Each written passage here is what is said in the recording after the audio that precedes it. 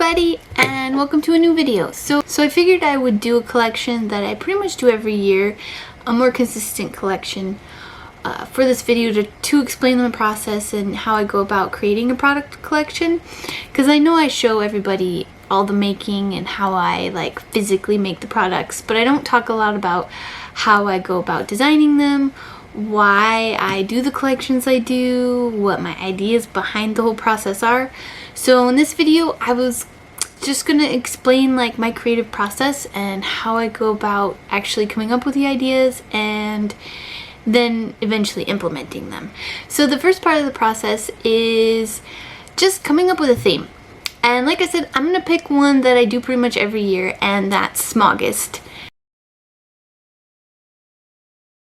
Anyways, the whole idea behind Smoggist is it's all about dragons, and it kind of started as a drawing thing. So you'd have a bunch of different kinds of dragon prompts and you had to draw all these different kinds of dragons. But I figured, you know, I'm not much of a drawer. I mean, I do sketch and stuff, but like most of my art process is clay, and I tend to be more of a sculptor, and I figured why not do what I was good at doing and kind of convert the Smoggist and the drawing and the prompts to doing sculpting and pottery related things. And that's kind of how this whole Smoggist thing started. So I started off with polymer clay. That was back before I really had a kiln or my own studio. I just sculpted every day. I sculpted a dragon based off the themes that were provided. And you know, every dragon was different, every theme was different for each day. And I sculpted 30 dragons, and it was a huge hit. And I had like a lot of followers really like my stuff and asked if they could buy the pieces, which I really wasn't at a point to start selling pieces at that point. So anyways, it was such a hit that I just kept doing it year after year. And eventually it went from doing polymer clay dragons to pottery. This last year was when I really started doing more pottery and less polymer clay with the dragons. And so I had dragons that were on the handles. I had dragons that were carved into the mug, you know, with the sgraffito and stuff, because that's a technique I tend to use a lot. I had like a little sculpture, and I had a couple plates that had like dragon sculptures on them, and some plates that I carved into as well. I had a couple lustered pieces with dragons on them. And that's kind of where I started, was last year doing the pottery stuff. So anyways, needless to say, for August, I usually do some kind of dragon theme. Hi everybody, Future Annie here. I did want to mention that this idea of picking a theme and going off the theme and, you know, making a plan and doing all the stuff I talk about in this video is based off of me doing like production work, selling my stuff. This is kind of how I go about making collections and selling them and marketing them. So do bear that in mind. I did make a video I want to say like a month or two ago, where I burnt myself out and I was tired of doing themes and I was done and I just couldn't take it anymore. And I'll make sure to link that here and down in the description below, so you can watch that if you'd like, because I think every artist goes through burnout at some point. And so the trick is, how do you cope with the burnout? How do you recover from it? And for me, it really came down to like the themes work really well for selling my work. However, it's really hard to just sit there and kind of force the creative process to happen and trying to meet those deadlines. So one of the things that I found that has helped me is to just give myself a couple of studio days. And honestly, I probably should do a better job of giving myself more studio days, but just to experiment, just to do things that I really like doing, to play with the clay instead of having to have some kind of reason behind it. I found that that's really helped with my burnout. And this creative process works really well for coming up with collections and selling it and stuff. I just run into the problem of not giving myself enough time to experiment, and so it is kind of a hard thing to kind of find the balance between selling versus just creating as an artist. And so for me, I do just make sure to pick a day. I usually do it about once a month, but I probably should do it more often, where I have a studio day and it's just doing what I want to do, just experimenting with things I want to experiment with. As an example, I really love raku.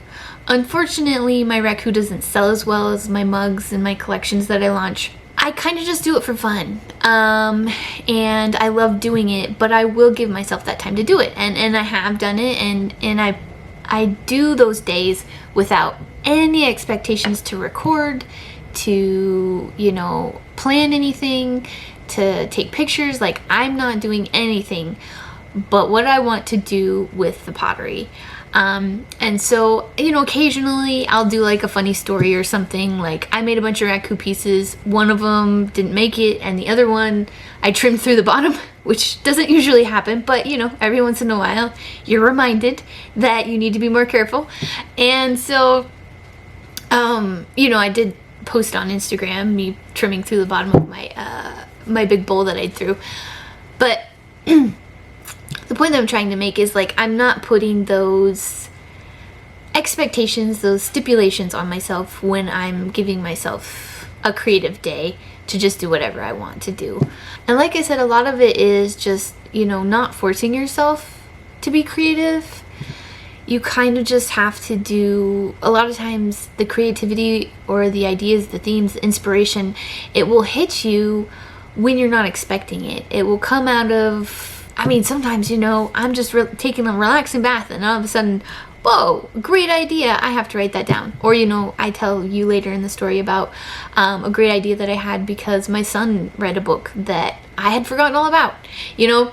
And so, yeah, I think the thing is to, with doing this creative process and me telling you about my creative process, is to keep in mind the fact that this is what I do to come up with collections, and it is mostly from a business perspective and running my business and being a professional potter.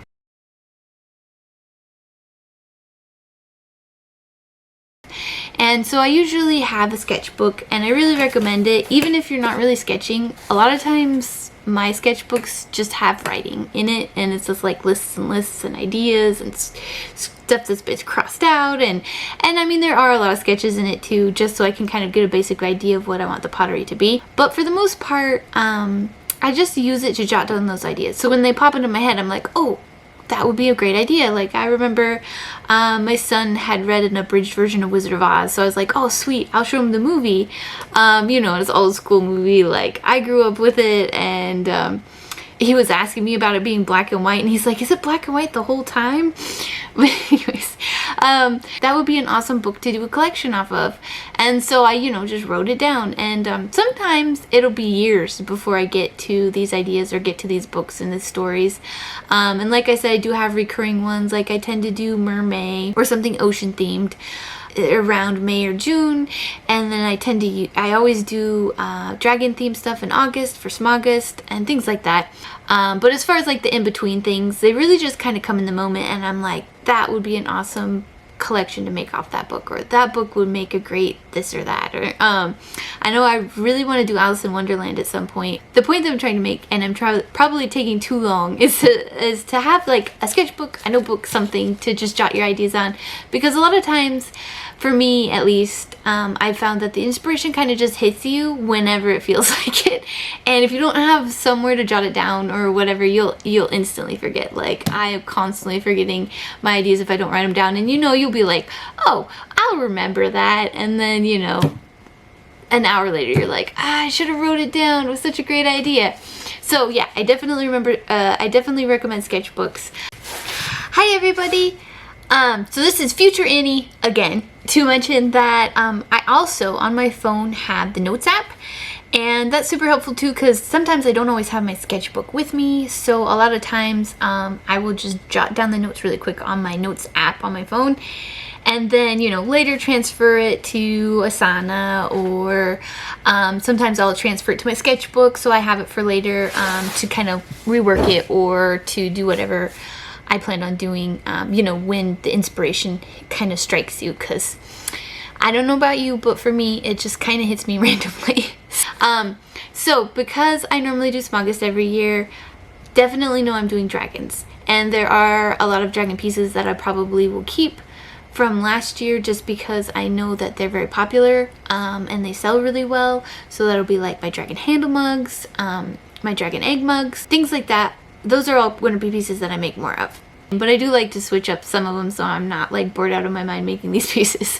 For ideas and like what inspires you, for me it's pretty easy because I'm a nerd and I really like books, and so a lot of times I'll find inspiration from books. But I know other people find inspiration from video games, from, I mean, you kind of have to be worried about copyright with some things, but that's why I tend to do really old books. But anyways, you know, some people, a lot of potters find inspiration from nature and things like that.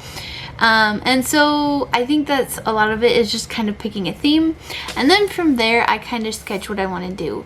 And so for this collection I wanted to have a lot of smaller pieces because my mugs tend to be kind of on the pricier end, and so I wanted to make sure that I did have pieces for people that they could, you know, get a little dragon or something that wouldn't cost a ton of money, that wouldn't be a huge like money investment.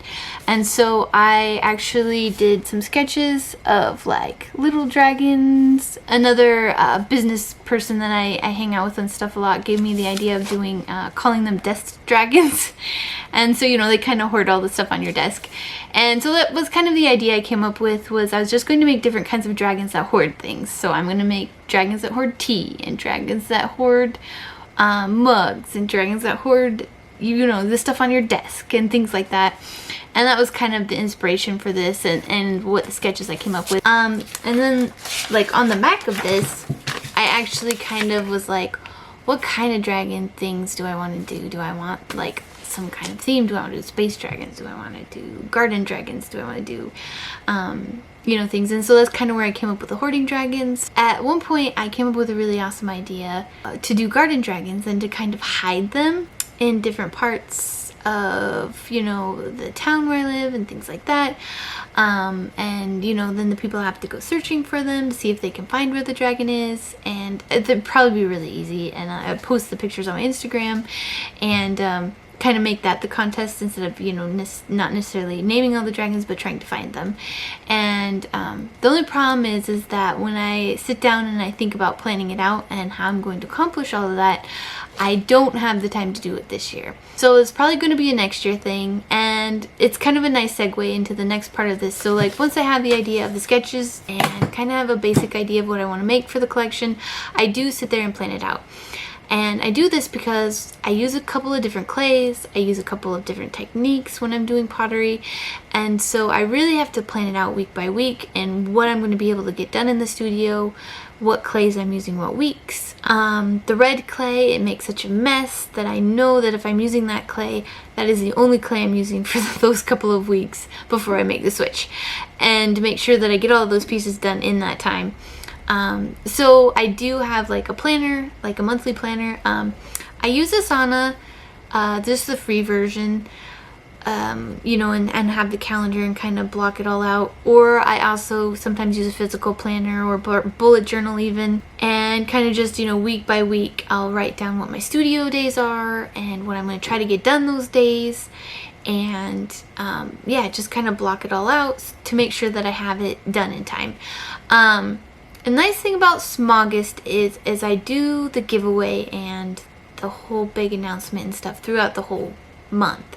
So, you know, every day is a different dragon, and every day they get a chance to enter, and the giveaway and stuff that I do.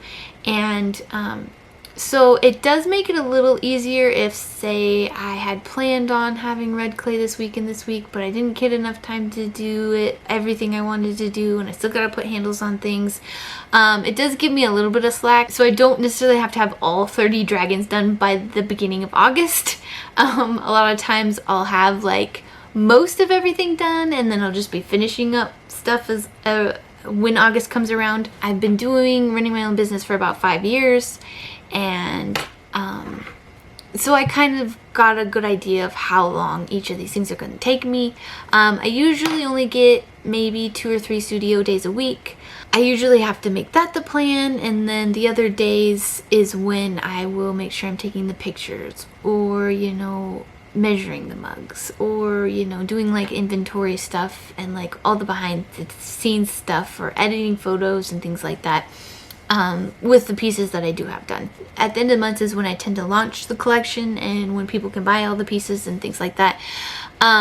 And like I said, people just have so much fun, you know, naming the dragons or participating in the giveaway and stuff. And I usually do that over on my Instagram. So if you're not on my Instagram and you like to see how I do that and kind of see how this whole Smogus thing works and what exactly I'm planning, make sure to check that out. And also my Patreon, because I'll kind of break down what all I'm doing in the process. Like, I've already started making the Smogus mugs so that I can get a bunch of them done before August even comes around. And of course, what you normally see on my YouTube channel is the process, me throwing, doing all the different techniques that I do, and putting all those pieces together. And I will show you, of course, as I always do, a compilation of how I made all the pieces and stuff. So you can look forward to that. Towards the end of August probably is when I'll release that video, so you can kind of see how it all worked out and how the pieces turned out and what exactly I did for what pieces. And yeah, I think that's about it. And feel free to ask me any questions, or if you need me to go in depth on anything else, something I might have missed, something I didn't think about, any other questions, feel free to drop them down below. I will do my best to answer them, and I'll see you guys in the next video.